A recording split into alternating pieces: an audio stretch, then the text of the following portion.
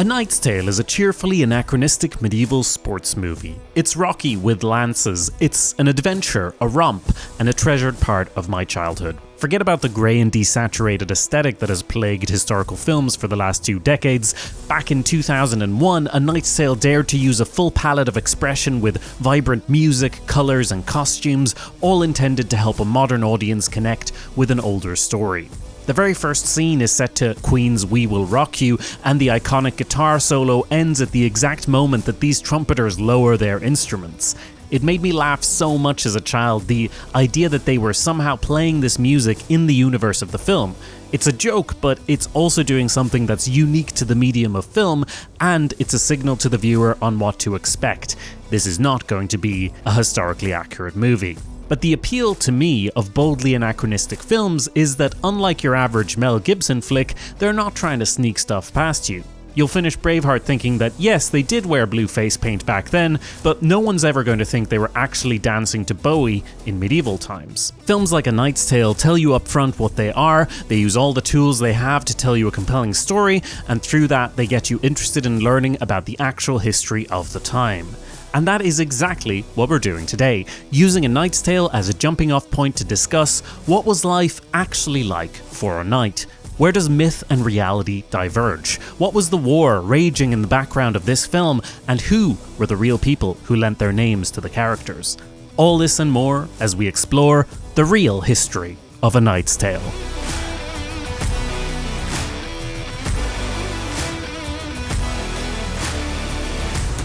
If this topic is of interest to you, consider checking out my podcast, Real History, where we use historical movies and TV to learn about true historical events. You can find it in the description of this video, alongside any corrections that might be needed after the video's publication. Now that's good prop juice. Let's start by setting the scene. He's dead.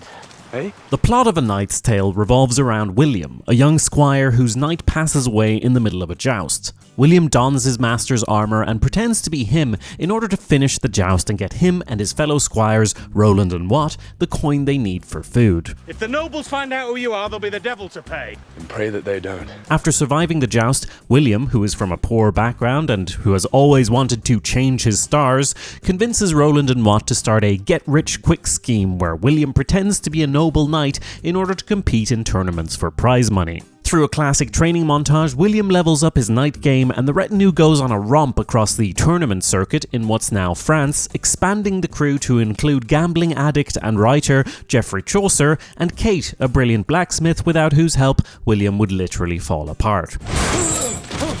Are you alright, Will? I didn't feel a thing. Under the fake name of Sir Ulrich von Lichtenstein, William proves his mettle as a knight while falling in love with Jocelyn, a lady of noble birth, and thereby antagonizing tournament champion Count Adhemar.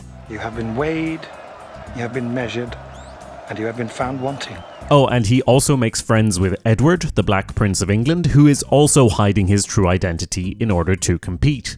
Everything comes to a head at the World Championships in London, where William inadvertently reveals his identity by visiting his father after a decade away. The jig is up and William is clamped in the stocks, but the Black Prince decides to knight William, allowing him to compete under his own name. Sir William beats the baddie, kisses the girl, and we all live happily ever after, even though it's the 1300s. The film doesn't give an exact year, but we have a number of clues to work off, the most important being the reference to the Battle of Poitiers, at which the fictional Count Adhemar and the not at all fictional Black Prince are both present. This puts us in 1356, which lines up well with the fact that the Pope is French. Because the Pope himself is French. Well, the Pope may be French, but Jesus is English. You're on. This line may seem like a throwaway joke, by the way, but it's actually taken from a contemporary satirical verse.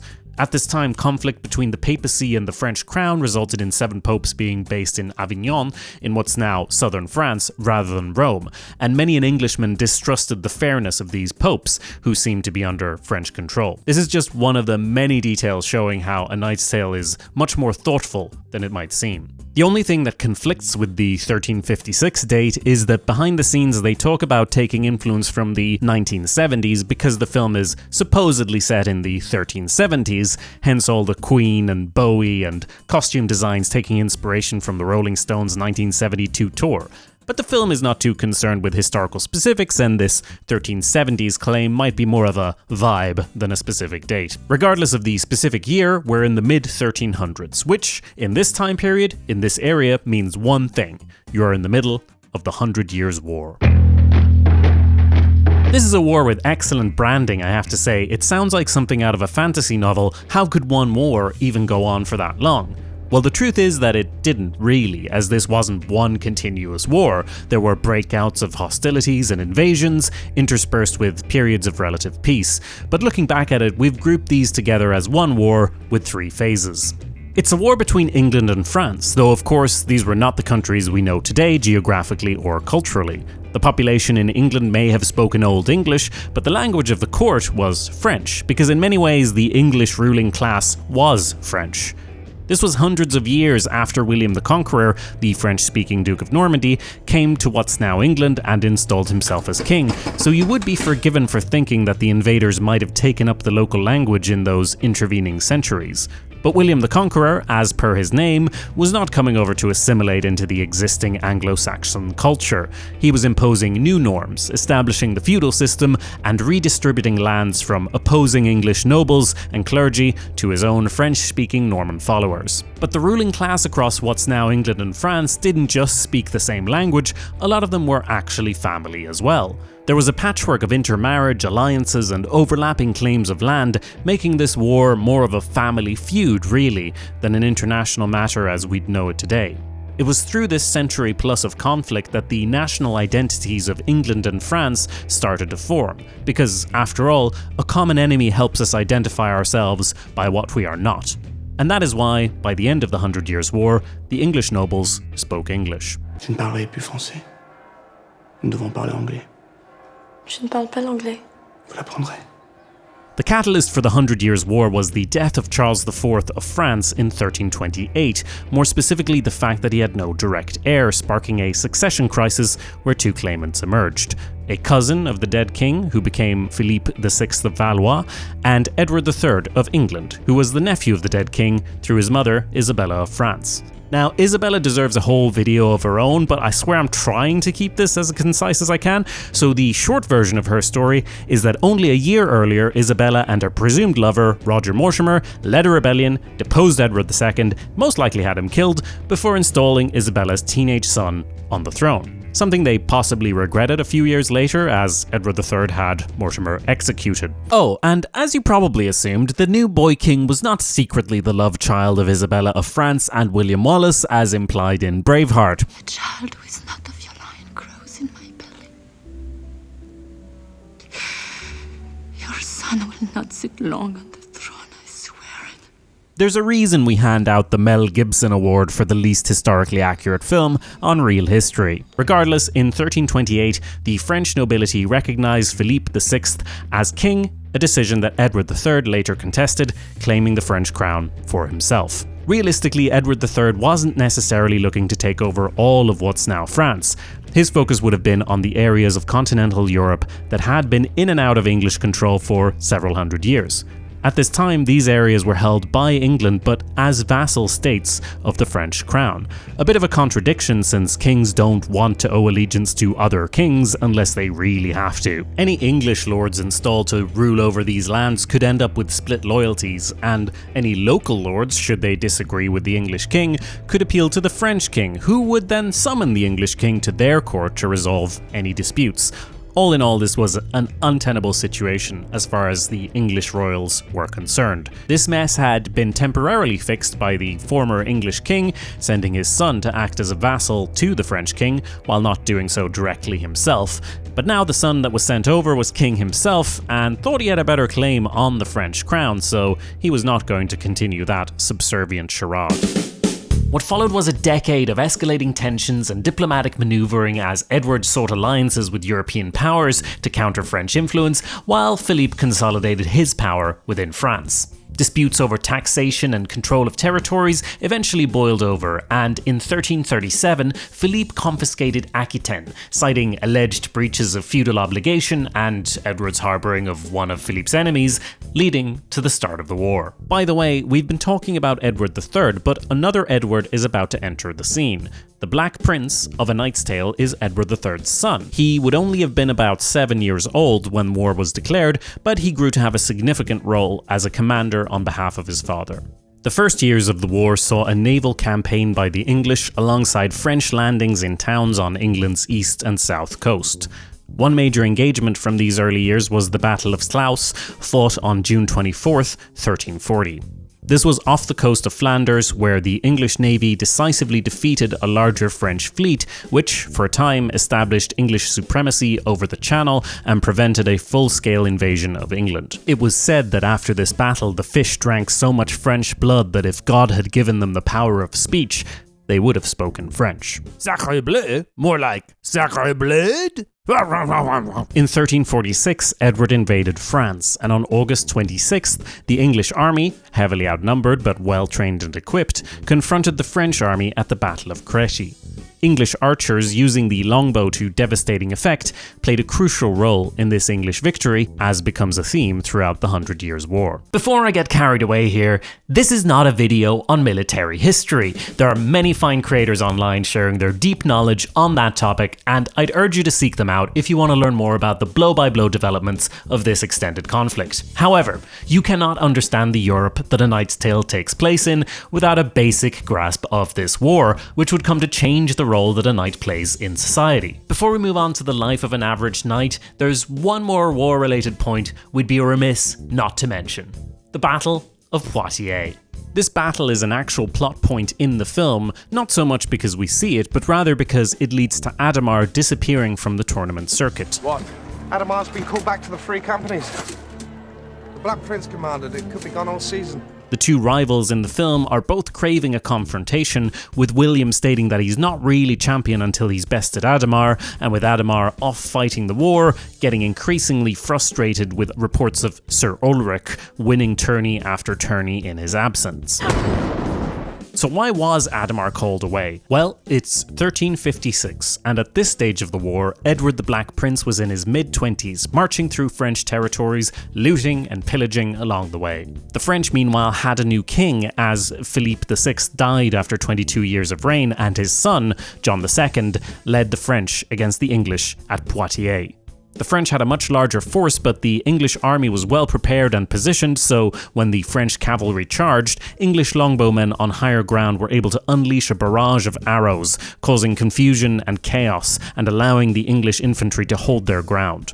This was another battle that demonstrated the effectiveness of English longbows and the importance of strategic positioning in medieval warfare. Despite the advantage in numbers, the French suffered heavy casualties and eventually broke ranks, retreating.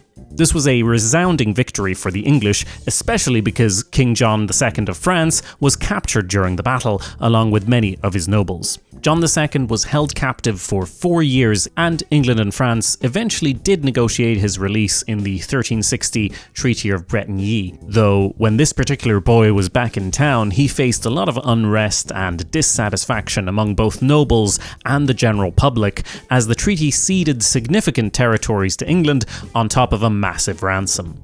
For England, this was the peak of their dominance during the period. The lands they held on the continent were officially no longer vassal territories of France, making the Duchy of Aquitaine, Bordeaux, Gascony all fully English. In addition, France surrendered territories in the north, including Calais, a strategic port city on the English Channel, which would remain in English control until the mid-16th century. So you could see why John II's return wasn't met with great excitement in France, which had dissolved into near anarchy in his absence, never mind his enormous ransom that the people had to pay.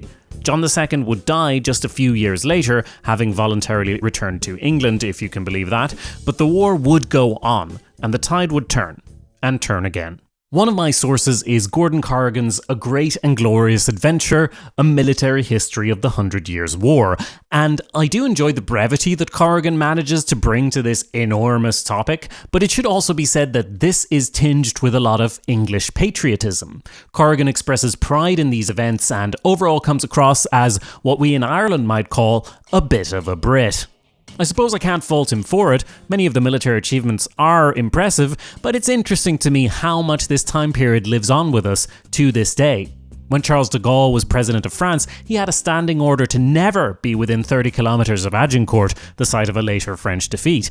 And on the other side of the channel, the English claim on the French crown was only lifted in 1801, and only because the French Republic had been established and they kinda wanted to prevent the spread of this whole revolution thing. It's why fleurs de lis symbolising France have featured heavily on England's coat of arms for centuries. This period marked the transition from a fully feudal system to a sort of proto-nation state, making this a fascinating period of development, especially for those who held the rank of knight. Now, A Knight's Tale does do a good job of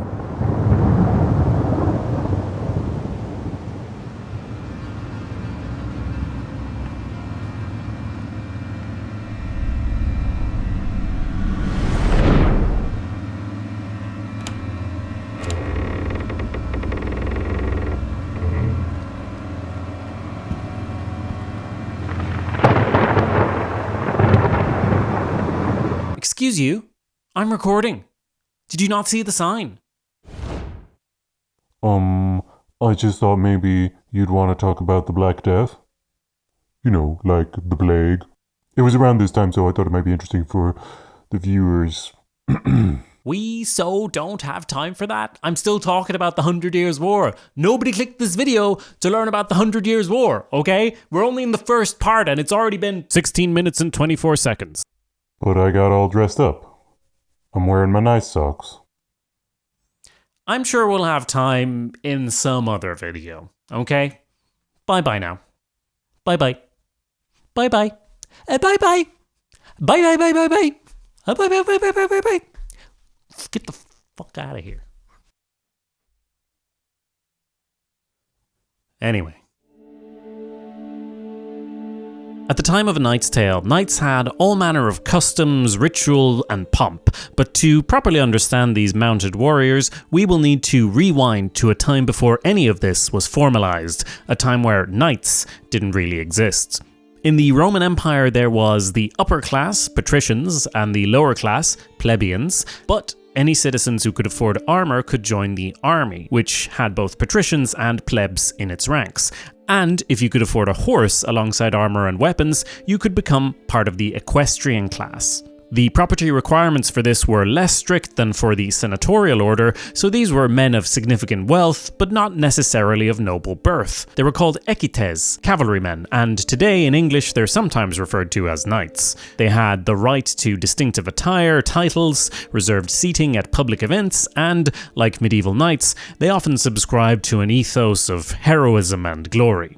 To be clear, these are not the medieval knights of A Knight's Tale. They differ in many ways, one being that their rank could be passed down hereditarily, but they did set the precedent of a distinct class of mounted warriors with special privileges and duties. Several centuries after this, and still centuries before A Knight's Tale, Charlemagne was picking up the pieces of the collapsed Western Roman Empire and forging it into his Frankish Empire, larger than any one realm in Europe for centuries, meaning that Charlemagne needed mobility. So he recruited people wealthy enough to own horses, and re-established this concept of knights. It should be said that these are proto-knights, still a long way off from the fancy schmancy knights who played on tournament grounds, but Charlemagne did set up several important concepts. The deal was, agree to serve in his imperial army as a cavalryman, and as a reward you got an allotment of land, essentially making you a lord. This was the beginnings of fiefdoms and feudalism as we know it, with an overlord or king assigning parcels of land to individuals who are responsible for running that land, farming it, and producing the wealth, and then paying taxes to their overlord, but keeping a good chunk for themselves. The medieval knights we know developed from this. They were typically sons, nephews, and relatives of noblemen within the feudal system, and indeed being a noble and being a knight became more or less synonymous for a time. Of course, you could also go into the clergy, and the increasing need of able administrators meant that not every noble had to be a silly boy with a horse and a stick. Common people could occasionally become knights, but it was not usual practice. Rise a knight! Rise a knight! Yeah, that didn't happen. But what was life as a knight actually like? And how did you become one to begin with? I won't know the way back home. Don't be foolish, William. You just follow your feet. What a weird thing to say to your son in this situation. Just tell him London. It's London, it's very easy to find. While the down on his luck Sir Ector was happy to take on a poor common boy, William really failed at the first step of becoming a knight, which is to be born right. Technically, you can find yourself a wealthy patron, but usually your family would be part of some kind of nobility. Your father could be a knight, but didn't have to be, since being a knight isn't hereditary, it's something you work to become. The popular form of inheritance was primogeniture, meaning that the firstborn boy got pretty much everything, so knighthood was a popular path for second sons and beyond, since knights enjoyed a great degree of social mobility and could, based on their deeds, rise higher even than their elder siblings. As a prospective knight, you'd stay in your family home until about the age of 7, probably with female relatives tending to your needs and education. After that, you'd be sent to another noble's household, often a relative, to work as a page. Pages were servants of lords and knights who ran messages, cleaned, served at meals, and this wasn't seen as demeaning because it was part of your education. You're learning the ways of the household, and in exchange, you'll usually get some basic combat training alongside other skills deemed important to the nobility, like reading and writing, swimming and dancing, courtly manners, and, of course, how to shred on that loot. Around the age of 14, a page could graduate into the position of squire, making you, in effect, a knight in training. The word squire is derived from a late Latin word meaning shield bearer, and that's exactly what you did. Tended to your knight's supplies, banners, armour, and you would be training with real weapons and armour, not the practice swords of your youth. Squires would travel with their knights and could see a fair share of combat, though their main role would be getting their knight in and out of armour rather than participating themselves. After another 7 years, around the age of 21, you would be eligible to become a fully fledged knight. The ceremony of creating a knight varied over the centuries and could be more opulent if the knight's lord was rich, or more religious if the knight's lord was pious. One thing that remained constant was that knights created other knights. The church did try to worm their way in there, in the same way that they controlled ceremonies like marriage and coronations, but knights held fast to their tradition. Geoffrey de Tournai, a renowned knight and writer who met his end at the Battle of Poitiers, described the ceremony as starting the day before, with confession and a bath. You would then be dressed by other knights and sit in vigil until the morning's mass and communion. Depending on the budget, there may be lavish clothes to dress in and extravagant gifts, though for poorer knights this was often limited to just a single new cloak. Be thou a knight in the name of God. Rise. Often there was an element of public witness because ceremonies like this held an integral role within the communal structure of medieval life. The act of dubbing seems to be one of the few universal features, though what dubbing meant changed over time. It comes from a French word meaning to arm, and at its core it involved the knight receiving his belt and sword. This may be followed by the collet or accolade, a ritual blow to the body, which could range from a light tap on the shoulders to a forceful cuff of the head. There are arguments over the origins of this. And that is so you remember it. That's one popular theory, Orlando, but another is that it's meant to symbolize the last blow you ever receive without retaliation. Either way, it's very similar to what I did to my podcast co-hosts when we started our history podcast. I smacked them over the head with 2 microphones and said, "Let this be the last time these microphones peak." In the 1200s, this accolade developed into tapping the flat of a sword blade to the shoulder of a new knight, the image we now think of as dubbing and the one still performed in England. Arise, Sir Austin Powers. Knights would often be dubbed on the eve of a battle. Under English custom, there was a special title of knighthood banneret, which could only be awarded on the field of battle and only in the presence of the king, or at the very least, the king's standard. Normally, knights were entitled to triangular pennons, but these knights were allowed rectangular bannerets and their own coat of arms or heraldic device. While these banneret knights could set up their own households and have knights serving them, the first career step for most young knights would be to ingratiate yourself to some lord, often the very person who knighted you. Let this blow be the last you receive unanswered. Being a knight did make you upwardly mobile in society, but it was also a big gamble because it was extremely expensive and you only got what you wanted if you could prove your worth. Knights were expected to provide their own equipment and multiple horses. Often they'd have one for war, one for riding outside of battle, and a pack horse for equipment. Not all horses are created equal, and the average price of one war horse in the medieval period could be equivalent to 40 riding horses or 200 pack horses, or 4,500 sheep if you prefer. That's 4 or 5 times what the average knight might live off in a year. Whether traveling for war, tournament, or diplomacy, each knight was expected to have a retinue, with a page or squire to look after their armour, a groom to look after their horse, and often a manservant to look after the man himself. Of course, you were responsible for making sure your retinue got paid, and the most common way of doing that was to join a richer lord's retinue yourself. A lord's household armed retinue, or mesnier, made up a trusted set of knightly bodyguards who became like family. Attaching yourself to a lord as part of his retinue was a great way to advance, as you would have his ear to nag for favours and land, which the lord was expected to deliver. The size of his retinue, therefore, was determined by the lord's ability to give, and a larger retinue of knights was an obvious display of power, which in cutthroat times could be necessary to retain that power. In other words, size mattered when it came to retinues, and nobles would surround themselves with tens or even hundreds of knights, all vying to be the favourite, because being the favourite meant land. If you were given stewardship of a parcel of land, you would become quite wealthy if you weren't already, and in return you'd swear to serve the lord for a given period of days in a year. But you're only bound for that specific period of time. And if this sounds like a good deal, you just wait, it gets better, because the number of committed days of service was usually 40. So you only had to be on active duty for 40 days in a year, and could spend the rest of your time managing your land, getting bored, and getting involved in sports, like jousting. Now you might be wondering, how could this be the case when some wars famously lasted longer than 40 days? Well, while knights formed the cavalry corps of the feudal medieval army, they rarely died in battle for several reasons. Firstly, battles were generally avoided unless you had overwhelming numbers, so you'd be more likely to spend your time ravaging the countryside of your enemy or sitting around waiting during a siege. Secondly, if there was a battle, you as a knight had the best armour, making you a bit of an unkillable Robocop. And thirdly, even if you did lose, your enemy was likely to let you live and hold you for ransom.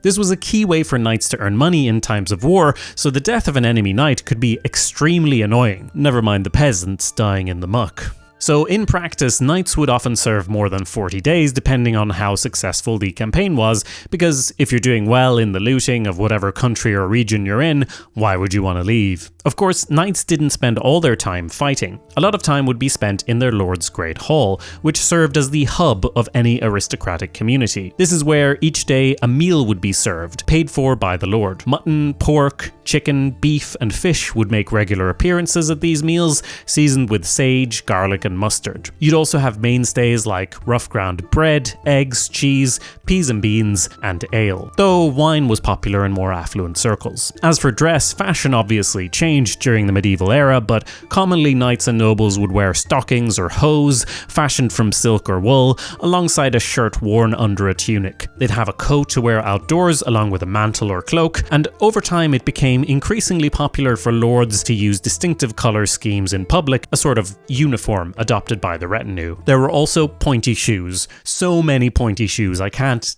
even describe how many pointy shoes there were. The dinner in a lord's hall could be a crowded affair with dogs, birds of prey, or even horses welcome, though according to the first ever English book of etiquette, you should refrain from mounting your horse in the hall. The Book of the Civilized Man by Daniel of Beccles gives us a view into proper behaviour at the time. For example, you should avoid urination in the dining hall, unless you're the host, and you should look to the ceiling if you want to belch. It also held advice about keeping your cards close to your chest, suggesting that you should speak little when eating at the table of the rich, or even if there is something you do not want people to know, do not tell it to your wife. Other parts of this book you might recognize from what's still considered proper decorum in many cultures today, such as don't speak with your mouth full, don't put your elbows on the table, and don't pick your teeth or nose. These rules for proper behavior got more strict the higher up in society you went. A king's court would be luxurious but also dangerous for a knight, with skills of intrigue and gossip often playing a more important role than martial prowess. It was very important to control your temper, as a display of anger could discredit someone as unbalanced. As a knight at court, you might therefore have to endure the goading of your enemies while retaining an icy facade. Back in a lower lord's hall, this might be less of a problem, but one thing remains the same. No matter where you're at as a knight, you're always trying to advance your position by gaining the favour of your lord. And let's be honest, if you're a knight, the best way to curry favour with your lord is through war. Knights were brought up with lots of martial training, but they would be used to fighting as individuals, so in times of war it could be difficult to get them to act as a team. Indeed, people of the nobility often didn't consider themselves under the command of anyone in particular. They might show up as part of their feudal obligation, but beyond that you may need to consult with them and pander to them in degrees relative to their station to get them to actually do what you want. Under the feudal system, nobles and common folk alike served out of obligation, which can be fleeting or at least limited. Note that the 40-day limit also applied to common folk who understandably wanted to be home to plant and harvest their crops. This was part of what led to an increasing professionalization of the English and later French armies during the 100 Years' War. Once the English started paying their soldiers, it was a lot easier to order them around and to hold on to their loyalty for as long as there was coin. The English were ahead on this development, and Edward I, in the first decade of the 1300s, was paying everyone in the army except those at the very top, who we might call generals. Arrows cost money. Use up the Irish. The dead cost nothing. In the earlier medieval period, army tactics relied on well-armoured heavy cavalry who were able to ride through infantry lines with relative ease.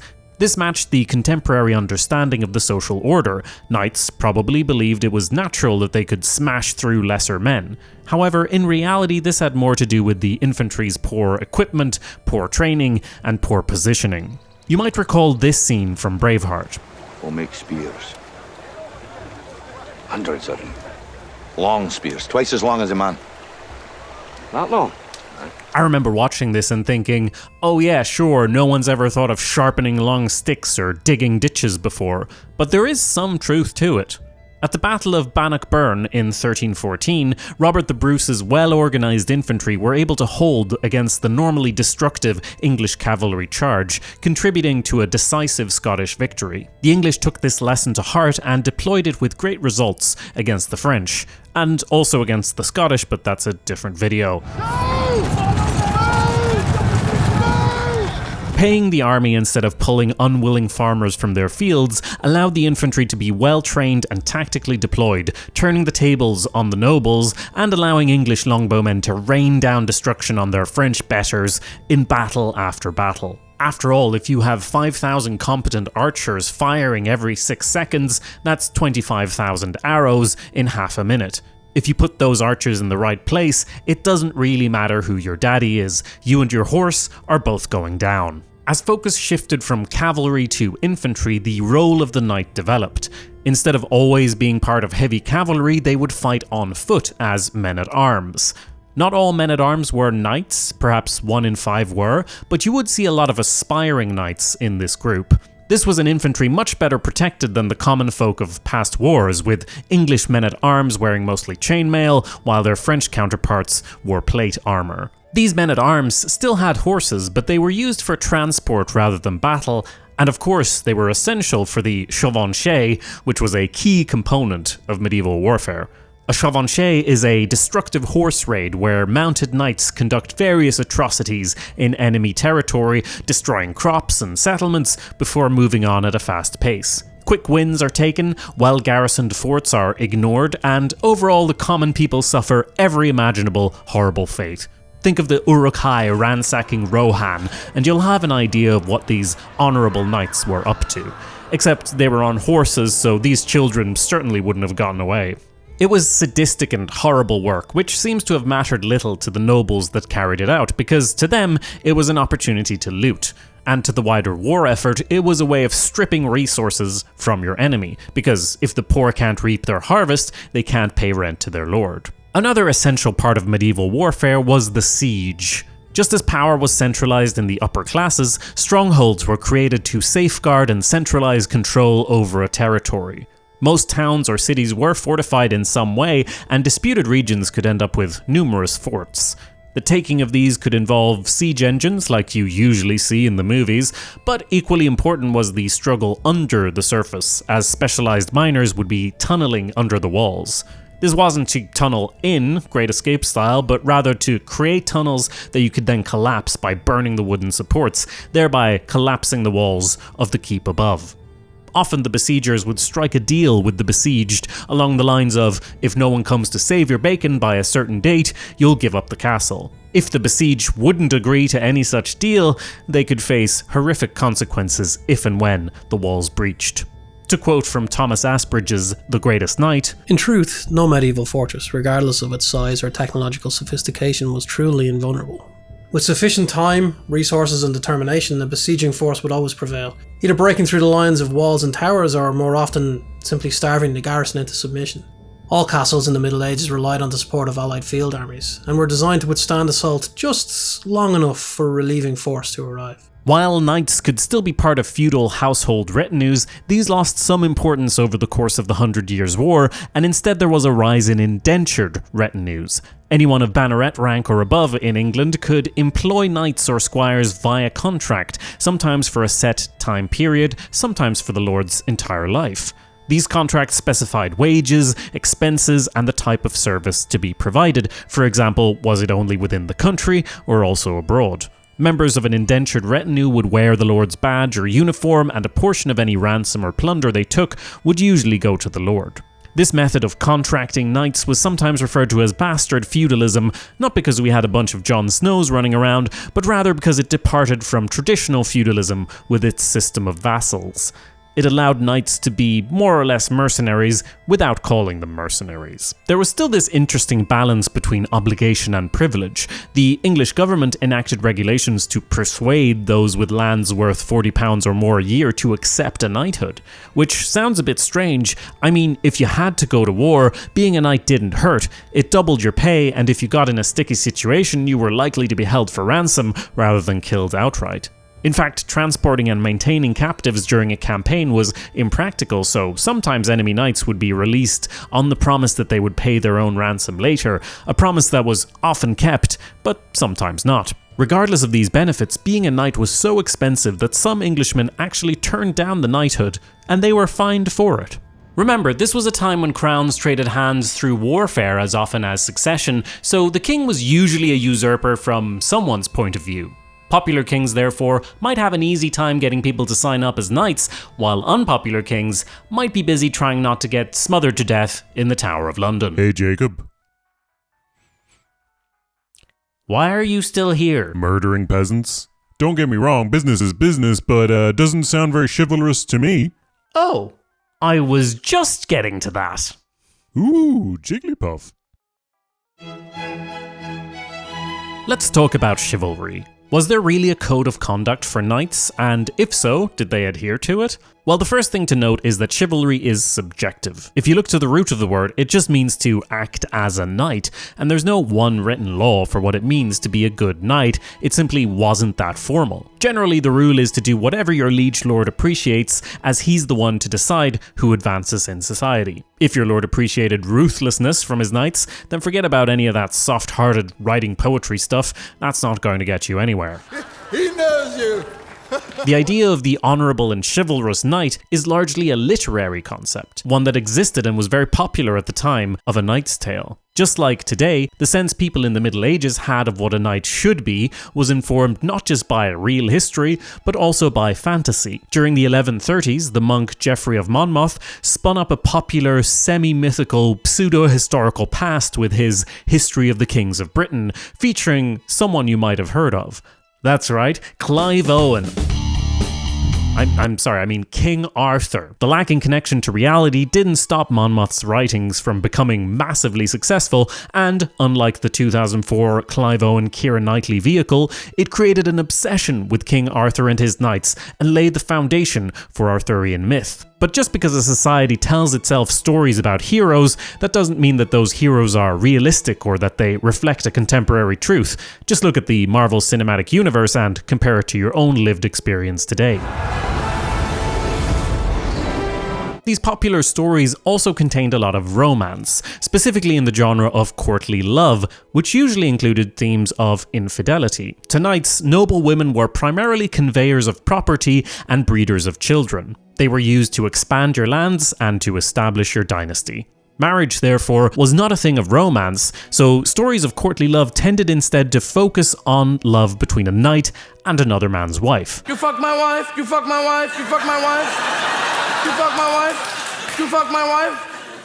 I am your wife. It sounds strange, but this was considered to be a more pure form of love, since it could bring no material benefit to the knight. This type of love supposedly improved the man. If he pined after a woman, he would do everything to impress her, from simple things like keeping his teeth clean to more grand ideas of embodying valour and honour. The steps of the romance would start with love at first sight and wind through passionate declarations, which the virtuous lady would reject, and heroic deeds that won the lady's heart, before a secret consummation and a tragic climax. Of course, this doesn't quite add up with the fact that adultery was a crime as well as a sin, but these were meant to be titillating stories, not reality. Not that we need it, knowing human nature, but we do have records of knights being willing to swear whatever oaths they might need to get into a lady's undergarments. Geoffrey IV de la Tour Landry wrote The Book of the Knight of the Tower as a guide for his daughters on how to avoid smooth-talking men at court. He described a situation where 3 ladies exchanged opinions on their lovers,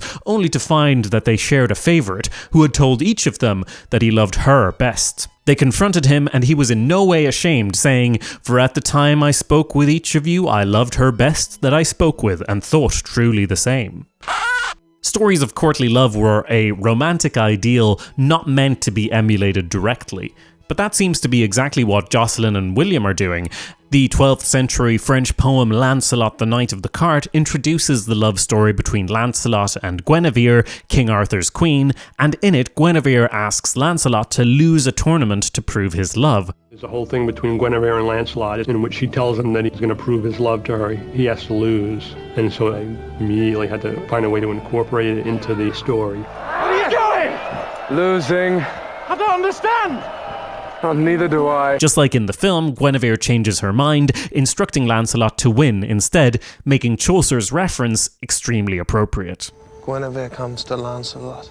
It makes sense that Jocelyn and William would emulate the love story of Lancelot and Guinevere, which was popular at the time. Our Lady is doing the equivalent of asking Will to serenade her with a boombox because she saw it in a film. Setting Clive Owen and his cheating wife aside, Christianity was a main influence on what was thought to be chivalrous, as the religion entwined itself with concepts of knighthood over time. In a medieval Christian society, the idea of reward or punishment after death wasn't some abstract notion, it was actively feared. And while "thou shalt not kill" isn't the top commandment, knights would still grapple with the contradiction that their behaviour could end in eternal damnation. The church, meanwhile, was understandably concerned about the disorder and violence caused by mounted warriors roaming around Europe. Even in times of peace between kings, neighbouring lords would squabble with one another and conduct private wars where they decimated one another's sources of revenue.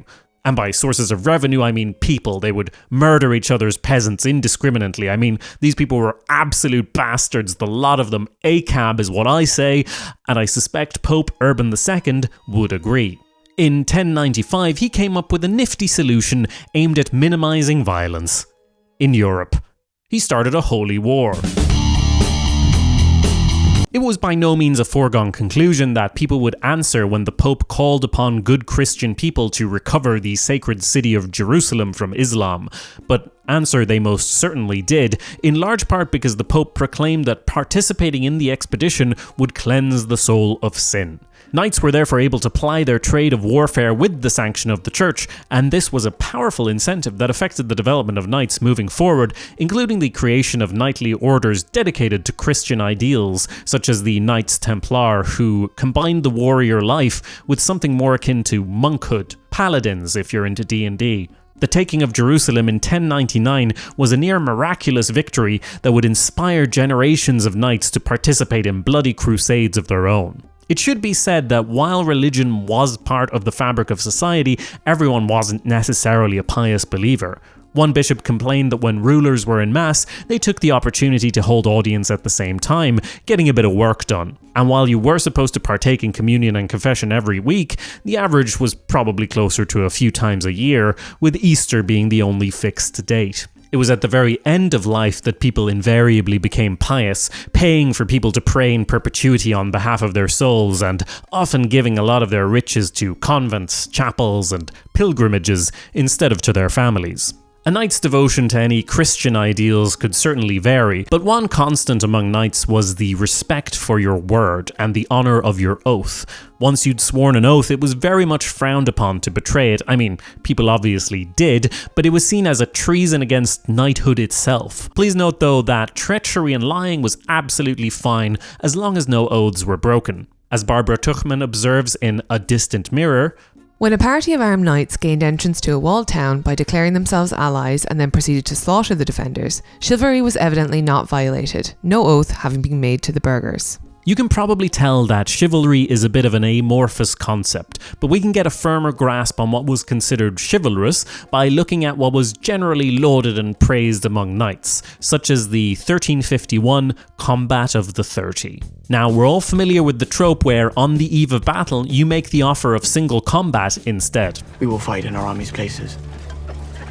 Yes, my lord. This didn't happen as often as it's portrayed in films, and if offers like this were actually made, it was often a sort of taunt rather than a serious possibility. But during conflict in Brittany, one French noble challenged his Anglo-Breton counterpart, and when their retinues insisted on joining, they agreed to hold a combat with 30 on each side. This had the formality of a duel, with terms agreed and courtesies exchanged, and they even had recess to catch their breath in the middle of battle after a few people had died. During this break in fighting, one of the lords called for a drink, and the other responded, "Drink thy blood, and thy thirst will pass." It only ended when all were injured and one of these nobles lay dead, along with 8 of his party. While some viewed this event as a great waste, it was lauded far and wide, and survivors who participated would find themselves given great honours. It seems strange that this formal mass duel happened while armies were getting more professional and nobles were mowed down by the arrows of common men, but it shows how nostalgic ideals of chivalry were very much alive in the hearts of medieval men. If you Google chivalry, you'll find no shortage of crispy JPEGs that claim to formalize the rules of chivalry, but these often reflect a modern idea that has more to do with the romantic movement of the 1800s than the actual medieval period. During the 1800s, people were very eager to dig up and dust off old stories and archetypes that would help them form a solid national identity. It was a time of idealism, patriotism, and romanticizing the past. For example, there was a big Viking craze in the Nordic countries during the 1800s, and it's where a lot of modern misconceptions around Vikings would have developed, such as the whole horns on helmets thing. Your mother would have wanted you to have it. It's half of her breastplate. Similarly, stories of knights and chivalry were popular in this romantic movement, and it's where we see the modern idea of chivalry emerging. And though Europe in the 1800s allowed for more social mobility than medieval times, this modern concept of chivalry, just like the courtly manners of actual knights, did serve as a way of distinguishing and separating the wealthy from the poor. It's not surprising that class divisions survive to this day, given how deeply ingrained this thinking is. A Knight's Tale does do a good job of portraying the classist element that existed in feudal society. It makes sense that William would have to assume the identity of someone in a higher class, and that he would have trouble doing so as he lacks the etiquette, context, and understanding of how the upper class talks, behaves, and even thinks. Throughout the film, he learns these refined ways, engaging in courtly love, dancing, and of course, developing his natural talent for jousting. One could either see this as a savage commoner becoming refined, or we can see how the oppressive class system was holding him back from achieving his full potential, justifying the use of subterfuge to break down those barriers. There was actually a degree of class mobility in medieval Europe. About half of all noble families would disappear into obscurity over the course of a century, and new noble families would rise to take their place. As Barbara Tuchman writes, a knight on the way down might pass an enterprising peasant on his way up. Having bought or inherited his freedom, a rent-paying peasant who prospered would add fields and tenants of his own, gradually leave manual labour to servants, acquire a fief from lord or church, learn the practice of arms, marry the daughter of a needy squire, and slowly assimilate upward, until he appeared in the records as domicellus, or squire himself. The bailiff in the Lord's service had greater opportunities to make himself rich, and if he also made himself useful, was often rewarded by a fief with vassals and rents, perhaps also a fortified manor. He would begin to dress like a noble, wear a sword, keep hunting dogs and falcons, and ride a warhorse carrying shield and lance. Nothing was more resented by the hereditary nobles than the imitation of their clothes and manners by the upstarts, thus obscuring the lines between the eternal orders of society. Sumptuary laws were put in place to prevent people of lower classes from getting too fancy. For example, peasants might be forbidden from wearing any colour other than black or brown. Must be a king. Why? He hasn't got shit all over him.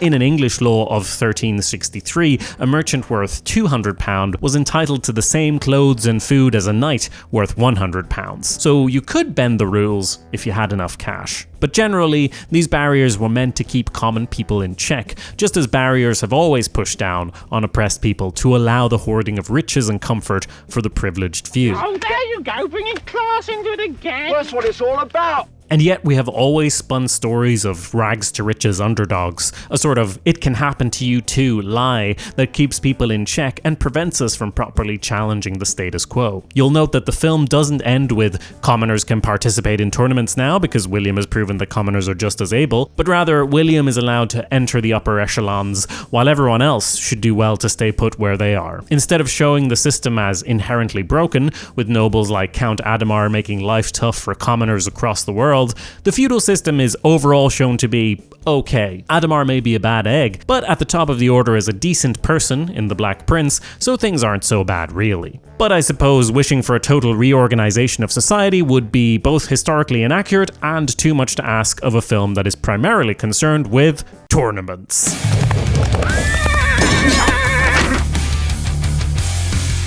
Welcome back to the Lancelot Podcast, your source for everything jousting, tilting, and titillating on the tournament scene. My name is Sir Burrows, and with me as always is the Baron of Bants. Say hi, Baron. Hi. Now, with the summer season wrapping up, there's but one thing on everyone's mind: the Grand Tourney in Paris. This is shaping up to be the tournament event of the 1170s, but some people are saying that 3,000 knights all fighting each other at the same time might make it hard to use tactics perfected on the circuit. What do you think, Baron? Oh, what? You don't think an actual warfare situation would be difficult? They're just trying to make it more like a war and less like a game. You know what I'm saying? Forsooth. And if there's one team that can take advantage of that, it is young King Henry, which is crazy to say because at the start of the season, they were but a bunch of jesters. I heard their opponents would agree on divisions of ransom the night before the joust. Forsooth, but now they're working as a team and something has just clicked, and I for one think it has a lot to do with one William Marshall. William Marshall. If you don't want to die from dysentery, just take a swig of spiced wine every time William Marshall captures a knight, and instead you'll die of alcohol poisoning. You know what my favorite thing is that the young King Henry does? It's when his team arrives for the tourney and loudly say they're not going to compete, and then, only after the first phase of fighting, when everyone's tired and messed up, that's when they ride in and kick everyone's ass. Yes, I can't believe they actually did that, and we all agree it's cool for some reason. We're going to give you all our predictions and the betting odds right after this quick break. Thank you to Squarespace for sponsoring this episode. Has this ever happened to you? You're about to don your armor, be it for battle or tourney, and then you remember your squire's dead. Oh shit. He died of dysentery. Oh, shit. And you forgot to replace him. How are you going to tilt now? Well, with Squarespace, the premier Squire subscription service, you'd have a new Squire in your tent before the old one's finished shitting himself to death. Enter code LANCE for 10% off your first Squire. The podcast you just listened to was from the 1100s, relatively early in the development of knightly tournaments. Small-scale tourneys did appear before then, but the 1100s saw them increase in popularity and scale, especially in what's now northeast France. These early tournaments were far from the glitz and glamour of A Knight's Tale 200 years later, and while there was an element of flair and pageantry, they were very much war games, played out across large sections of land that could be 50 kilometers wide with hundreds of knights in opposing teams, allowing them to practice tactics and gain experience that could actually be useful in war. Interestingly, the teams in these war games naturally divided themselves into factions that might otherwise be fighting wars, so you could easily face down men in a tourney that you would later fight for real. Knights would arrive the day before the tournament, and there might have been some one-on-one jousts or practice matches that evening, but the melee was undoubtedly the main event. Mid-morning, the retinues would gather at two opposing lists, which were fences or pens set up for the occasion. A horn blast would then set things off and the two sides would crash together. To quote from Thomas Asbridge's The Greatest Knight, during most tournaments, after the first phase of combat, the melee would break up into smaller contests, played out over many miles of countryside. In the course of this extended wargame, contingents of warriors might try to use the landscape to their advantage, set ambushes, even attempt to hide. The whole affair could take hours, sometimes lasting till dusk. Tournaments were not without risk, both physically and monetarily. We have no indication that these early tournaments used blunted weapons. Instead, armour was relied upon to protect the knights, and while the armour was good, accidents did happen. Asbridge's book is about William Marshall. William Marshall! And even though he lived centuries before A Knight's Tale, there's an anecdote that matches up almost perfectly with William Thatcher's first tilt. In 1170, after a grand melee, there was a great debate among the participants about who should get the MVP award. They decided on William Marshall, but he was nowhere to be seen. Eventually, they found him in a forge with his head on an anvil and a blacksmith trying to pry his smashed and battered helmet off his head with an array of hammers, wrenches, and pincers. I'm afraid the final blow of the lance has bent it onto my head. He says the final blow of the... While William Marshall was commended as the best knight of that day, there were few formal prizes to compete for in these early tournaments. Instead, you mostly gained financial reward through the capture of opposing knights in the melee, for which you would get ransom money, much like in an actual war. Along with the great expense of participating in the first place, this meant that knights and their families could be ruined by debts incurred through repeated defeats. Just like in A Knight's Tale, showing off and gaining a reputation was a big part of why you participated in tournaments. But while these war games were better than the jousts of A Knight's Tale for learning what battles were like, they were much worse for spectators. Usually there was a distinct lack of fair maidens to impress because this wasn't yet a spectator sport. While there could be plenty of common people around at the large fairs that sprang up at tournament grounds, these were merchants, armourers and entertainers that came for trade, not to paint their faces and wave flags. And regardless, those weren't the people you wanted to impress. You were instead trying to get the attention of your co-competitors. After all, their esteem would be much more valuable than that of any plebs who might be watching. Now, the church did try to stamp out tournaments, even going so far as to forbid those who died in tournaments from being buried on consecrated ground, effectively condemning them to hell, but they only increased in popularity. You desecrate the house of God! By the 1160s, events were paused for Lent, but otherwise occurred regularly throughout the year, sometimes as often as every 2 weeks. The well-known contest soon formed into a schedule and a circuit of sorts, and over time, the games got more complex. Cockadoodle once, I shall not deny him. Cockadoodle twice, I shall not deny him. Cockadoodle thrice, I deny him. In England, tournaments were banned until Richard I created a licensing system which allowed for official sanctioned tournaments. This was done in part because English knights kept going over to France and getting their asses kicked, so no foreign knights were allowed in these English tournaments. You also had to pay a licensing fee, both to hold the tournament and to participate, and they could only be held between specific towns, none of which were in the west or north, where the king's control was relatively weak. This points to another danger of tournaments. A gathering of armed men is inherently political, and tournaments were a great place to conspire against the king, soft launch a rebellion, or try to make political assassinations look like accidents. They could also be a dangerous distraction. In the 1290s, England had multiple wars going, and the king, otherwise fond of tournaments, had to imprison large numbers of knights for leaving his army and going back to England to attend tournaments during lulls in the fighting. For these reasons, kings banned and unbanned tournaments on and off over the decades and centuries, but in general, tournaments were more useful than harmful to savvy rulers. They were a great place to demonstrate power, build alliances, and strengthen feudal bonds, and to build the national identity and pride that would make it easier for kings to get their wars funded. Tournaments therefore came to be held in connection with celebrations of all sorts, from coronations and royal christenings to diplomatic meetings and, above all, weddings. The church ban was even lifted in 1316 when the French royal family put pressure on their newly minted Avignon Pope. The church had tried to scare people off with ghost stories and tales of knights punished in hell with their armor nailed to their flesh, but in the end, tournaments proved useful to the church as well, as they were a great place to recruit knights for their holy wars. Note that throughout this video I'm using the word tournament to refer to the whole event, as most people would today, but the word originally just referred to the free-for-all melee. These mock battles were difficult for spectators to follow, even with the addition of easily recognizable crests and armorial bearings, and that's probably part of why jousts, like we see in A Knight's Tale, grew increasingly popular over time, supplanting the melee as the main event. More spectators also meant more risk of injury to onlookers, and while some towns simply let knights go at it in their main squares, watching from the windows and roofs above, using a fenced-in area became the norm.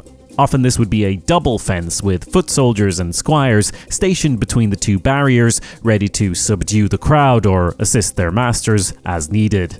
Around 1400 they added the central barrier to separate the combatants, and sometimes there would be additional railings on the outside of each knight to ensure a satisfying collision. Now, if you were a knight bored with these new jousts and hungering for a taste of old school combat, you didn't have to look far. The 100 Years' War and wars in Scotland provided a great outlet for aggression, and surprisingly, I'm not talking about battles, I'm talking about jousts of war. These were tournaments of a sort, but fought between knights on opposing sides during an actual conflict. Most common were single combats with no significant injuries, fought during sieges to entertain both sides, but we have plenty of records of jousts of war that got a bit more out of hand. In 1341, 20 English knights challenged 20 Scottish knights to 3 days of combat, during which 3 participants died and many more were injured.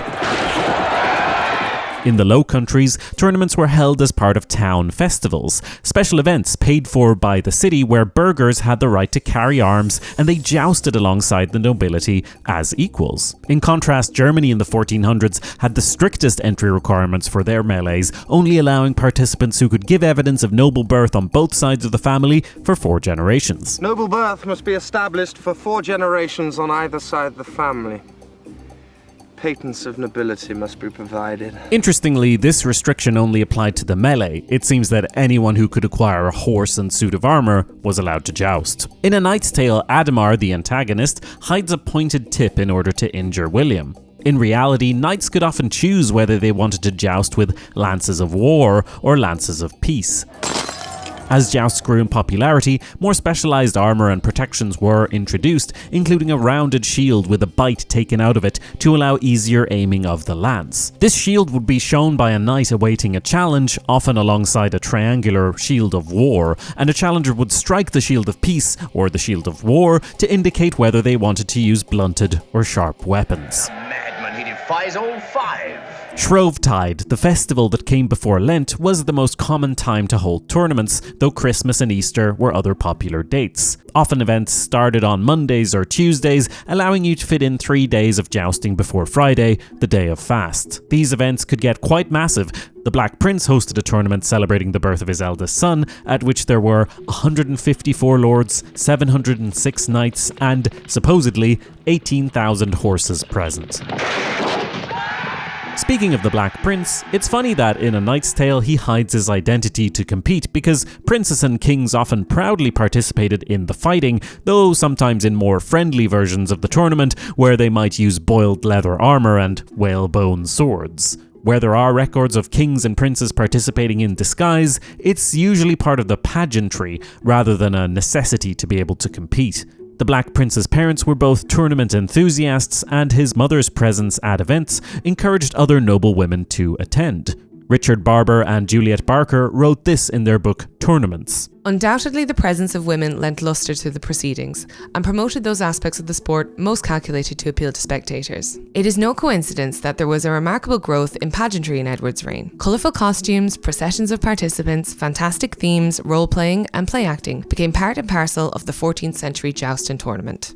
For example, after quarrelling with the church, one of the king's household knights dressed as the Pope during a tournament, with 12 companions playing the role of cardinals. And at a later Cheapside tournament, 7 knights jousted dressed as the 7 deadly sins, much to the horror and titillation of the spectators. But fancy dress was only the beginning. In the late 1300s, theatres started using scenery and set pieces as major elements in their productions, and tournaments did the same. Such elements weren't new. As far back as 1267, a wood of trees was built outside a German town, with one tree bearing gold and silver leaves. Anyone who broke a spear in a joust was awarded a silver leaf, and anyone who unhorsed their opponent was awarded one of gold. But after the 1300s, these sets grew more elaborate. In 1428, a fortress with a high tower was built in the main square of a Spanish town, with a belfry, a gilded griffin, and 4 great towers surrounding it, each tower housing a lady in fine dress. In 1446 in France, another wooden castle was built, and the jousting opened with a procession that included 2 Turks dressed in white leading real lions. That particular event was of a sort that was becoming increasingly popular, a pas d'armes, where one or several knights would pick a location, often a bridge or city gate, and proclaim that any knight who wished to pass would have to fight or face disgrace. None shall pass. What? None shall pass. Often the knights stayed in these locations for months, setting a goal of breaking a certain number of lances in a certain number of days. If this sounds like something out of a fairy tale romance, it's because that's exactly where they got the idea.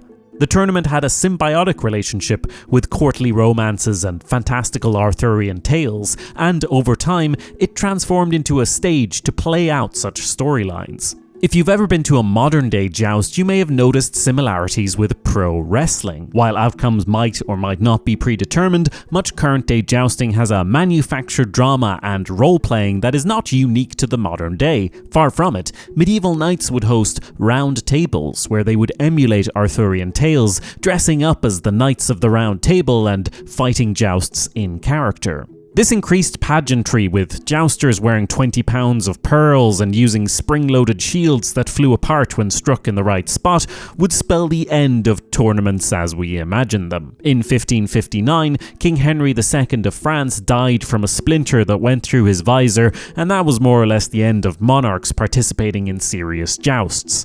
In the centuries that followed A Knight's Tale, the festivals surrounding jousts became more important than the actual fighting, which was reduced to an equestrian ballet with predetermined movements and outcomes.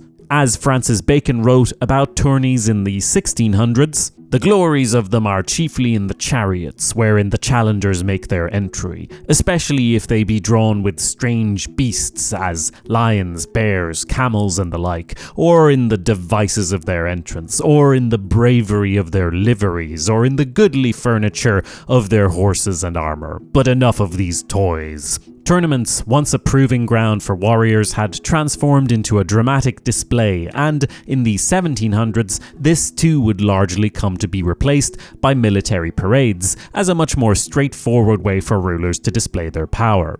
But you cannot truly understand tournaments without learning about some of the key players that contributed to their development, one of whom bears a name you might be familiar with.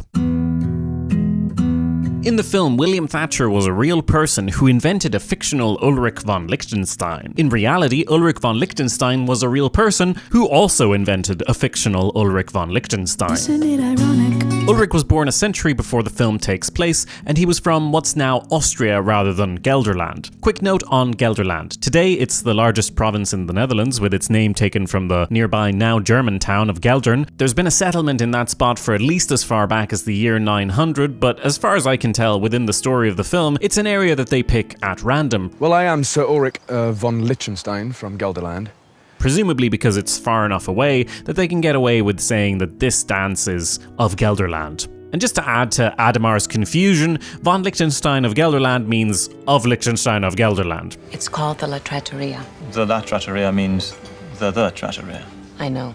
It's a clever choice for William's alter ego because the real Ulrich was an extraordinary jouster and a well-known poet. He wrote a highly fictionalized book of his own adventures titled Service of Ladies, which largely concerns his pursuit of a married woman, just as the conventions of courtly love dictate. At a young age, he became a page to this lady of a higher status, and he grew enamored with her, conducting little acts of boyish love, such as picking her flowers and drinking the water she washed her hands in. You know, normal stuff. He was later knighted and spent years trying to convince the lady in question of his devotion in increasingly silly ways, all while she treated him with seeming contempt. When he heard that she'd rejected him for his disfigured mouth, he underwent plastic surgery immediately, not realizing that she probably was commenting metaphorically on his imprudent way of speaking rather than about his mouth's physical shape. This type of comedy infuses the whole tale. At one of his many jousts in her honor, he injures a finger, and she is impressed that he's lost a finger in her service, but she grows disappointed and accuses him of lying when a doctor helps him to fix the problem. What else could Ulrich do but to chop off his finger and send it to her as a symbol of his devotion?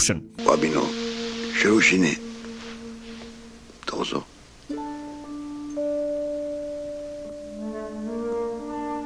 And this is all before his most over-the-top act of service. In the winter of 1226, he travelled in secret to Venice, where he hired servants who did not know his identity and gathered a great quantity of women's clothes.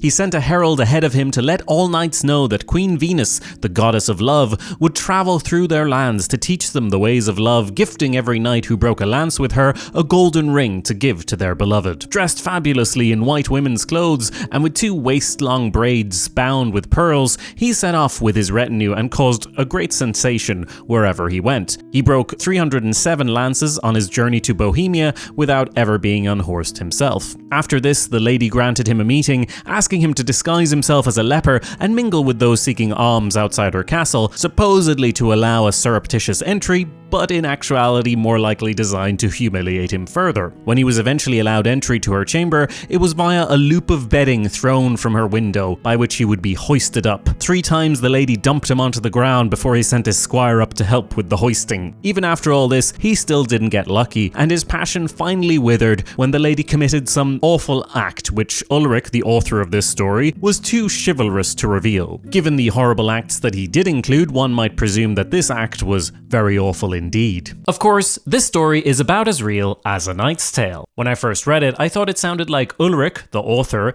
had been slighted in his own mind by some woman, and he decided to write a series of poems about what a horrible bitch she was and about how he's the best dude ever. A tradition male writers have proudly kept up in the intervening centuries. But to be fair, there's a bit more to it than that. In the second part of his novel, Ulrich seeks the affection of another lady and completes a similar journey, this time dressing up as King Arthur and inviting knights he broke lances with to his round table. The whole book, in fact, uses the form of an Arthurian romance with events and motifs borrowed from other stories, such as Tristan meeting with the Queen Isolde disguised as a leper. But Ulrich turned everything on his head, switching up the gender dynamics of these stories for comedic effect. While his first love is painted as contemptuous towards Ulrich, he ultimately is the fool of the story, a caricature so committed to courtly love and chivalric ideals that he goes to absurd lengths to prove his love, allowing the author to poke fun at these conventions. The real Ulrich died in 1275, and while he appears in records of the time, we mostly know him through his writing. Over the years, there's been much speculation about which of his described events might actually have taken place. Spoiler alert! Probably none of them, and about potential hidden political meanings in the text. But one thing is for certain, given his habit of playing with norms and tropes and the fact that Ulrich, the character, was one driven to overcome insurmountable odds with pig-headed stubbornness and excellent jousting, they could truly not have picked a better name for William Thatcher. Sir Ulrich von Lichtenstein!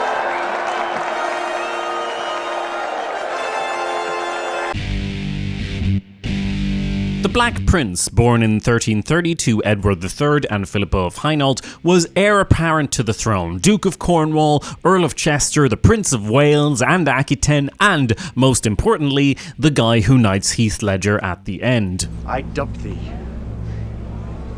Sir William He was the eldest of 13 children, and though he never became king, he was father to King Richard II. He seems to have been tall, well-built and handsome, and just like in A Knight's Tale, he was fond of tournaments and jousting. You might be wondering why he was called the Black Prince.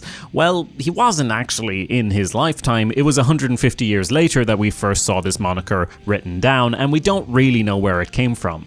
Some think it was the colour of his armour and shield. In Victorian England, they went so far as to paint his monument in Canterbury Cathedral black to fit this theory. Others think it was a French nickname based on his grim reputation in France, which was well deserved.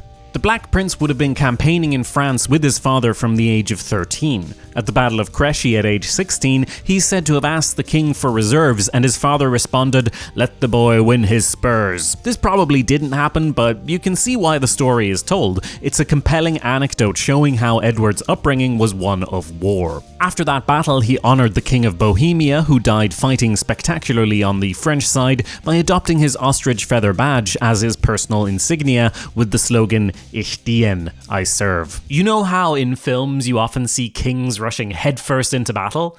That is often not the case, but 50-year-old John of Bohemia was at least half blind, and he was still at the centre of the fighting because he had his men lead his horse there so he could get in on the action. The Black Prince's greatest military achievement was the Battle of Poitiers, where his side captured King John II of France, which is very strange because why wouldn't you just do what they did in Outlaw King? Just duel the enemy king and then let him go. Yeah, great job Netflix. Makes absolutely no sense. Why would you let the king of the country you're fighting walk away? It obviously didn't happen. Why are you so obsessed with duels, Netflix? I don't even think he was really there.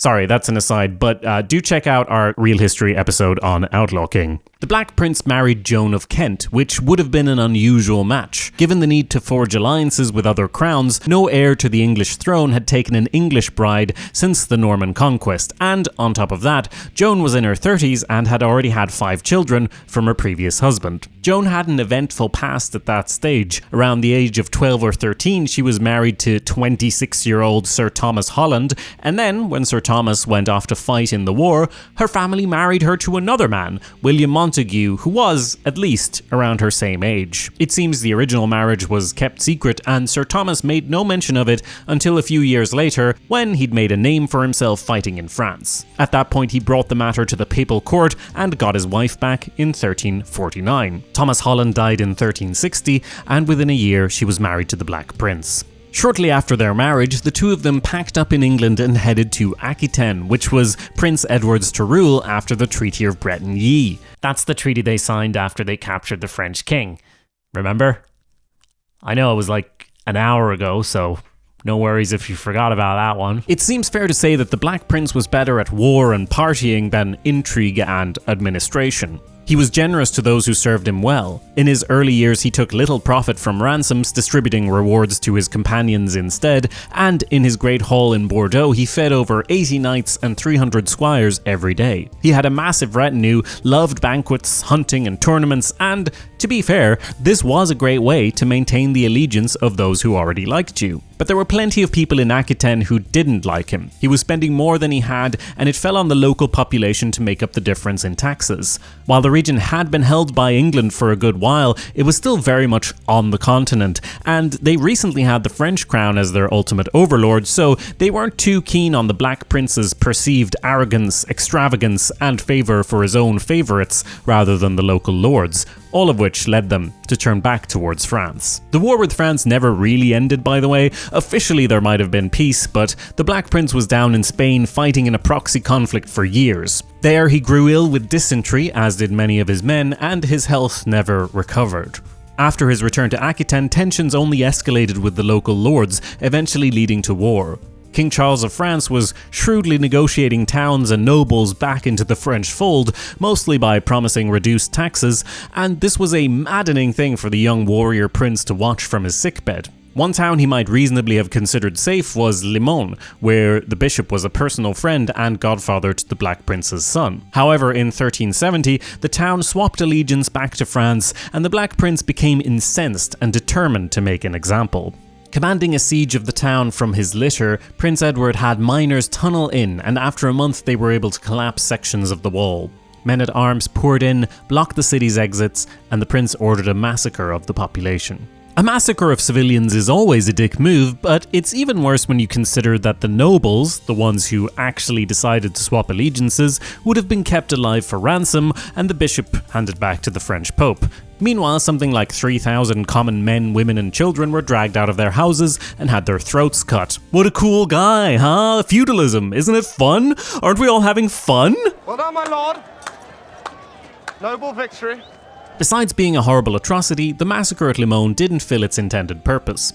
Sure, in the short run, it might have stopped some towns from switching over to France, but in the long run, it only increased the hatred of the English across the region, which, within 50 years, would bring Joan of Arc to Orleans and spell the end of English dominion on the continent. As for the Black Prince, his illness was only getting worse, and to top it off, his son died around this time. What did he die of, Jacob? Was a little something that killed 1/3 of the European population? Let me tell you about the Black Death now. The Black Prince handed over Aquitaine to his brother, John of Gaunt, and returned to England, where he spent 6 more years of ill health before passing away in 1376 at the age of 45. His father died just 1 year later, and the crown passed to the Black Prince's son, Richard, who was then 10 years old. Son of Philip de Vitry, master of the free companies, defender of his enormous manhood, a shining example of chivalry and champagne. Another person running around France causing havoc was Count Adhemar, but unlike the Black Prince, Adhemar wasn't real. Moving on, what sort of porridge did they actually eat in the Middle Ages? Why, it's actually quite fascinating. Just kidding, of course I have more to say about Adhemar, Count of Anjou, son of Philip de Vitry, son of Gilles, defender of his enormous manhood. Those titles are a real hodgepodge, but Philip de Vitry was at least an actual person, a French composer and bishop who lived at an appropriate time to be Adhemar's father. We're actually listening to one of his bops right now. Some sources claim that Philip de Vitry was born in the Champagne region, which kind of makes sense of the chivalry and champagne line. A shining example of chivalry and champagne. Philippe de Vitry was in the court of several French kings, starting with the one whose death sparked the 100 Years' War. I can't find a reference to him ever having children, let alone a leader of the free companies, so we might assume that this name was picked sort of randomly, though Philippe's eminence makes him an appropriate parent for Adhemar. Adhemar is described as the Count of Anjou, one of the areas disputed during the 100 Years' War, though held by the French crown even after the Treaty of Bretigny. The actual Count of Anjou was Louis, a son of the French king who escaped capture at the Battle of Poitiers. He was one of the hostages sent over to England to secure his father's release while France scrambled to come up with the king's ransom. Since the country was economically devastated, they had difficulty coming up with that ransom, meaning that Louis was stuck in England much longer than he expected, and he decided to escape back to France, which his father, the king, disapproved of so much that he voluntarily returned into comfortable English captivity himself. Now, did you hear me say that France was economically devastated? Well, that wasn't just the work of the Black Prince, it also had a lot to do with the free companies. I am leader of the free companies. My army's in southern France, for the moment. And what are they doing there, Adhemar? Huh? What are they doing there? The free companies are hard to describe. They're outlaws who became disciplined mercenaries. They're English, but they're also French, and honestly, they're from all over. The main thing that these men had in common was that they could fight and that they saw the appeal of riches and plunder. As I've described, violent horse raids across the land were an essential part of warfare at the time, and the men who practiced it under the Black Prince became very good at it. Then, after the Battle of Poitiers, their services in this area were no longer required, and when they were released, many gathered around captains in groups of 20 to 50, and in the years that followed, these groups would swell, merge, and get organized. After all, the French king was in captivity and there were still riches to be reaped from his land. The free companies would seize castles from which they raided the countryside. Wealthy villages paid ransom, poor villages burned. They did not discriminate, robbing religious sites as happily as peasants' barns. Murder and torture was rife. Women were assaulted and abducted. Some members of the free companies were French knights who found themselves financially ruined after paying their war ransoms, so now they took part in ravaging their own country.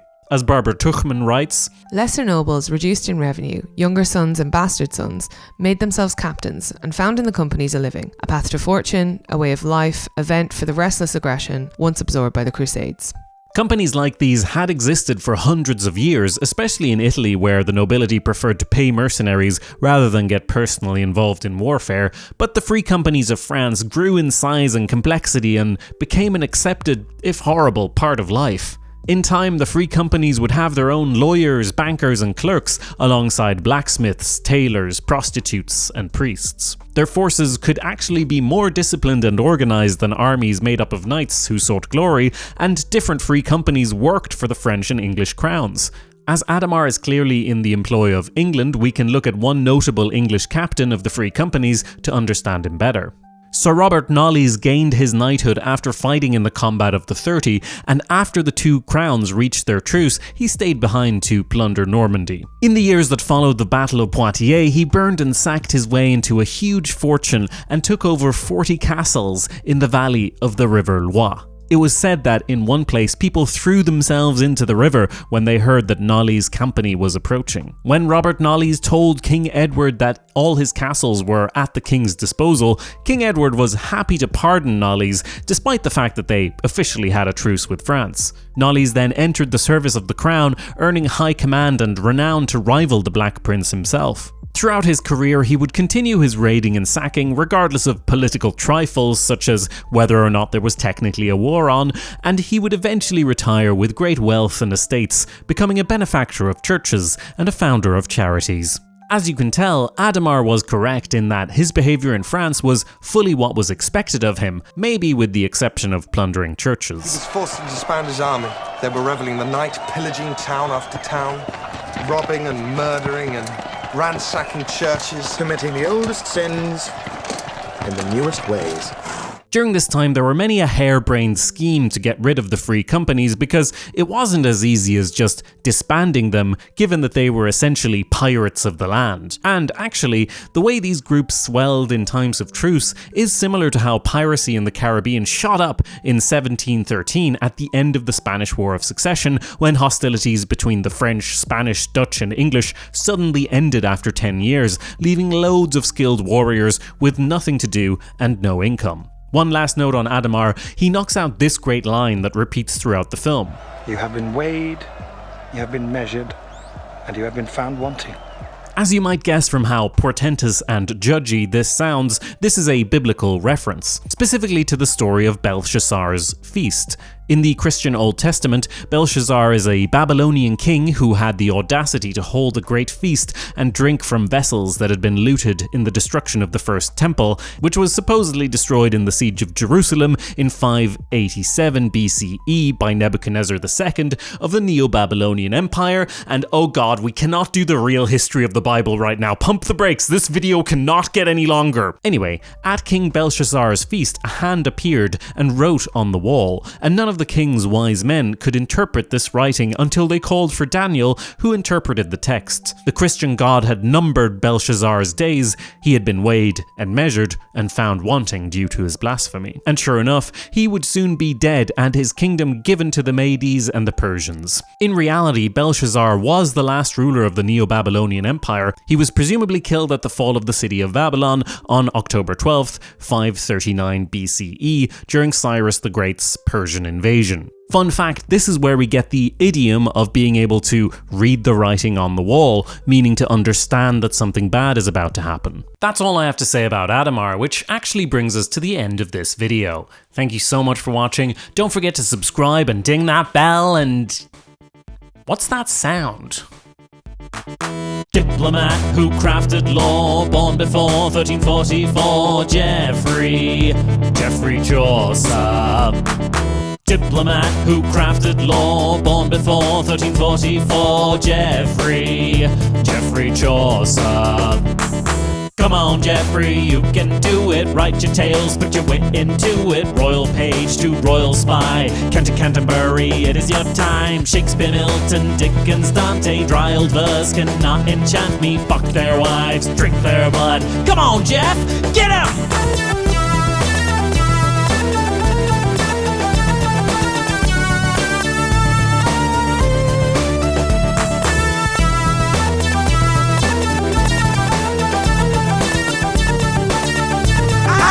William Thatcher, the boyish knight, may be our main hero, but I would argue that Paul Bettany's bombastic performance as Geoffrey Chaucer makes this poet turned WWE ring announcer the most memorable character of A Knight's Tale. The lance that thrilled France! The seeker of serenity! The protector of Italian virginity! The enforcer of our Lord God! The one, the only, Sir Ulrich von Lichtenstein! He's the one member of William's retinue who knows how the world works and how to manipulate it, and this was also true of the real Geoffrey Chaucer. I mean, his personality may have been the exact opposite of this. We walk in the garden of his turbulence!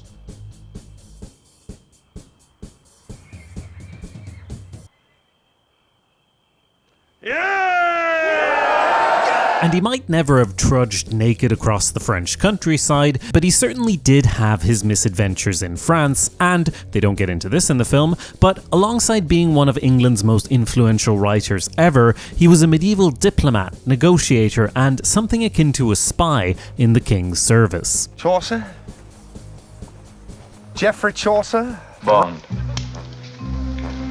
James Bond. Geoffrey Chaucer was born in London in the early 1340s, so he'd be about 10 years younger than the Black Prince. His father was a successful vintner who became deputy butler to the king's household, and his mother was an heiress of a wealthy family. In other words, he had a comfortable upbringing, far from the likes of Wat, Roland and Will, and his formative education was in the royal household, where he became a page in 1357. Chaucer may have had some earlier schooling at home or in a grammar school, but in the royal household he would have learned not just to read and write, but how to compose official documents, how to converse in French and Latin, and, crucially, he learned the art of diplomacy. A royal education didn't just happen at court. In 1359, he was in Prince Lionel's company in France, and he was taken captive by the French. Not in a grand battle, but probably while foraging for food and supplies. He was ransomed back 4 months later for the respectable sum of £16, and he was back in France 7 months later. His life is unrecorded for some years after the campaign in France, and this was what Brian Helgeland grasped on for the premise of A Knight's Tale. Basically, if we don't know what he's at, why shouldn't he be running around with William and co? Not to burst that bubble, but records aren't lacking for any mysterious purpose, but rather because his doings weren't important enough to be written down anywhere. It's likely that he remained in England, and in 1367 an official document names him as a yeoman of the king's household, a position he may well have held before then, or he could have been in the household of John of Gaunt, who later became his principal patron. Or perhaps he was heralding a young Will Thatcher on the tournament circuit? Thank you, I'll be here all week! After this unknown period, Chaucer was in the king's diplomatic service. We don't know his exact dealings, but it's possible that he had some secret mission related to King Pedro of Castile, who was aligned with the Black Prince, but facing invasion from France. Chaucer was entrusted with such diplomatic relations while still at the young age of 24, and he continued this work for many years. In 1372, he went to Italy for the first time, officially working on trade negotiations, but he could well have been there to hire mercenaries against the French. In Florence, he negotiated on the king's behalf with the Bardi banking family, a challenging task given that King Edward had defaulted on his debts to that family 30 years earlier. Not only are you not giving me back the original $300,000 you owe me, but you are also asking me for an additional $500,000. Yes, that sounds correct. Okay. His success in these endeavors cemented his position at court, and his trip to Italy had a great influence on his writing. Of course, Chaucer is most known as a poet. His contemporary John Gower wrote that in the flower of his youth, Chaucer filled the whole land with ditties and glad songs. He was a bit of an inventor and experimenter with the written word. Most notably, he wrote for his courtly audience in English. Not that there wasn't English poetry at this time, but Chaucer was able to translate and adapt French poetry into an English format, creating something new in the process. In 1369, his previous patron Prince Lionel had died, and Chaucer was in France in John of Gaunt's service. When his new lord's wife died of the plague, Chaucer composed a poem in her honour, the Book of the Duchess. Probably read my book, Book of the Duchess. Fine, well, it was allegorical. Chaucer inherited off his father, placing him well to marry Philippa de Roth in 1366. She was a lady in the household of Edward III's consort, so this was a career marriage. Members of the royal household often united more closely, sort of copying how their patrons would couple up themselves. Fun fact, Chaucer's wife appears in a deleted scene in A Knight's Tale. They wouldn't have been married at that point, since it was before the Battle of Poitiers, but I don't think the scene was cut for historical inaccuracy. It might have had something to do with the fact that it has so much implied nudity that this is the only shot I can comfortably show without worrying about demonetization. Quick side note, I really respect the removal of scenes in A Knight's Tale. It's hard to kill your darlings, but for example, the scene where William is in the stocks originally had Chaucer successfully calming the crowd, which totally takes the wind out of the Black Prince's sails when he shows up to save the day.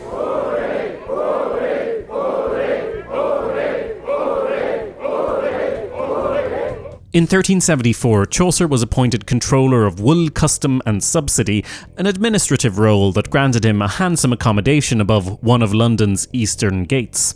He lived here 12 years and wrote several works, including an early version of The Knight's Tale. We've worked our way back around to when the Black Prince died, as well as the old king, and when the boy Richard became King Richard II, it was John of Gaunt that acted as Steward of England. With his patron running the country, Chaucer eventually got a deputy to manage his tax admin work, allowing him much of the income with very little of the inconvenience of working. Before I go any further, here's a quick note on Wat, our favourite fonger. It's called a lance. Hello? I was deep into the writing of this when I realised that Wat may well be based on a real person, specifically Wat Tyler, the leader of the Peasants' Revolt in England in 1381. I couldn't find any behind-the-scenes reference to this, and he's just Wat in the credits, but the Wikipedia article links to Wat Tyler, and the timeline does line up.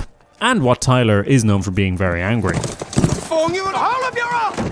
Fong you don't! Well done, my lord! Well done! Specifically, he was mad about taxes and wage legislation, as were a lot of common people. After the Black Death, with 1/3 of the population gone, wages should have gone up since the supply of workers was so much lower, but in England this was prevented via legislation. Eventually this boiled over into a revolt, where tax collectors and other servants of the young king were murdered, and John of Gaunt's palace was burned to the ground. In London, the young King Richard rode out to meet the rebellion's leader, and the Lord Mayor of London promptly murdered Wat Tyler on the spot, bringing the rebellion to a surprise end. The peasants in revolt would have flooded into the city via the very gate Chaucer lived above. Chaucer presumably laid low during this time, as was his wont. Even if we don't really know if Wat is meant to be Wat Tyler, and regardless of how detached from reality the story of the film is, it's fun to think that two of these characters may be based on two real people who lived at the same time, in the same place, and totally could have bumped into each other. And Wat Tyler probably would have wanted to murder Chaucer in real life too. Later in life, Chaucer took up residence in Kent, where his wife had already been living for years in John of Gaunt's gaff. In 1385, he was appointed Justice with the Commission of the Peace in Kent, and the following year he was nominated as a Member of Parliament. For a time, he was also Clerk of the King's Work, administrating all building works on the King's estates. As you can tell, Chaucer was certainly not retired at this stage, but he was less busy in Kent than he had been in London, and it was here that he wrote the bulk of his most famous work, the Canterbury Tales. It should be said that it's more a collection of stories rather than a full finished work. He kept tinkering on the tales until his last days. This was his first long poem without a courtly setting. It concerned itself with people from all walks of life, using a frame narrative of pilgrims travelling from London to the shrine of Thomas Becket at Canterbury Cathedral. The pilgrims tell each other stories to pass the time, and this allows Chaucer to include different genres, with romance and allegory sitting right next to coarse sex jokes. Of course, the most important story for the purposes of this video is The Knight's Tale, but I feel like it might be a bit of a letdown. There's barely any point in summarizing it because it's so disconnected from the plot of A Knight's Tale, but here we go. Two knights are imprisoned by the Duke of Athens, and from their cell they both fall in love with the Duke's sister Emily, who they see picking flowers in the garden below their cell. They compete for her affection, and their friendship deteriorates. Eventually they decide to joust for the right to marry Emily. The knight who wins falls from his horse and dies, and in his dying moments he urges the losing knight to marry the woman they both love, which is how it ends. As you can tell, this has nothing to do with the plot of A Knight's Tale. We actually see a closer connection to two other Canterbury Tales characters, as Chaucer satirises church representatives, a popular theme at the time. I'm Simon the Summoner. Peter, a humble pardoner and purveyor of religious relics. A summoner was a type of official appointed by the church to summon people accused of religious offences, and a pardoner sold papal indulgences or pardons, documents of the church that offered forgiveness for sins. In the Canterbury Tales, the summoner is depicted as grotesque and corrupt, and the pardoner is an effeminate hypocrite. I will eviscerate you in fiction. Every last pimple, every last character flaw. I was naked for a day. You will be naked for eternity. While we don't know that these two were based on real people, some of the pilgrims definitely were, and just like in the film, Chaucer appears himself as a character within the poem. So while the plot of The Knight's Tale has nothing to do with the plot of A Knight's Tale, I still come away thinking it's brilliant to frame A Knight's Tale as the inspiration for Chaucer's poems. I'm gonna have to write some of this story down. The part about the prince and the knights? No, all of it.